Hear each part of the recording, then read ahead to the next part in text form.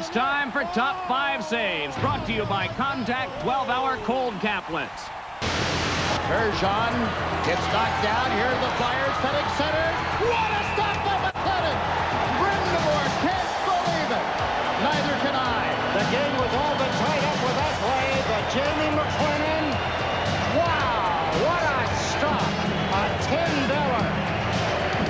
That pass, and here Brindamore to shovel it in, and the kitchen blow of Jamie McLennan.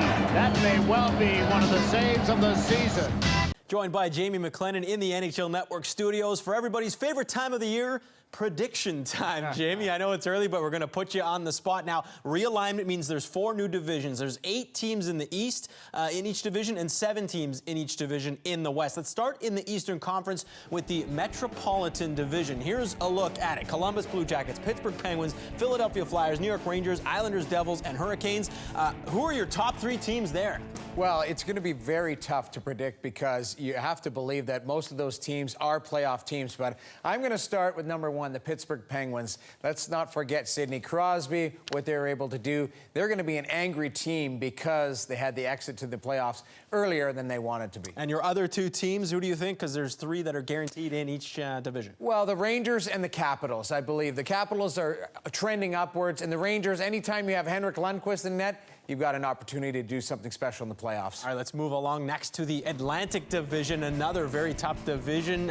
4 original 6 teams in this division. Jamie, who's your top 3 coming out of the Atlantic? Well, I'm going with Boston, Detroit, and Ottawa. Ottawa, a little bit of a wild card there, but all they need is health. Erik Karlsson, Craig Anderson, and Jason Spezza are all healthy and ready to fire it up. Detroit coming over to that Eastern Conference, I think they're going to do some damage. So there's your top 6. Also, there will be 2 guy in the background, but it was neat to see. I mean, you get to play with guys like Ron Hextall and Grant Fuhr. I mean, legendary. Yeah. I mean, former Oiler when it comes down to it. But you know, to get to meet them and see the human side of them, not just the aura around them. Well, what's Hextall like? Because when, pardon me, folks, scratching my eye.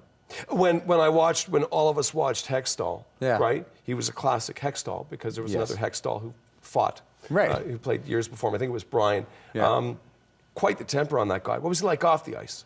Exact opposite. Oh, really? What's amazing about Ron is the minute that he steps into the rink, yes, that's where the crazy Ron Hextall comes out as far as just in the intensity. But away from the rink, family guy, great sense of humor, very laid back, and that's what I would like people to know about Ron Hextall. The things you talk about in the book. The best seat in the house, My Life as a Backup Goalie in the NHL, now available in bookstores. Jamie McLennan, Edmonton native, longtime NHLer. It's a pleasure having you on the show. Thanks for having me. Thanks for coming in. Much success with the book and at TSN. Thank you. Maurice's Winnipeg Jets going up against your former team, the Calgary Flames, tonight. Do you think the coaching style of Paul Maurice is just what the Jets need to get something salvaged here this year?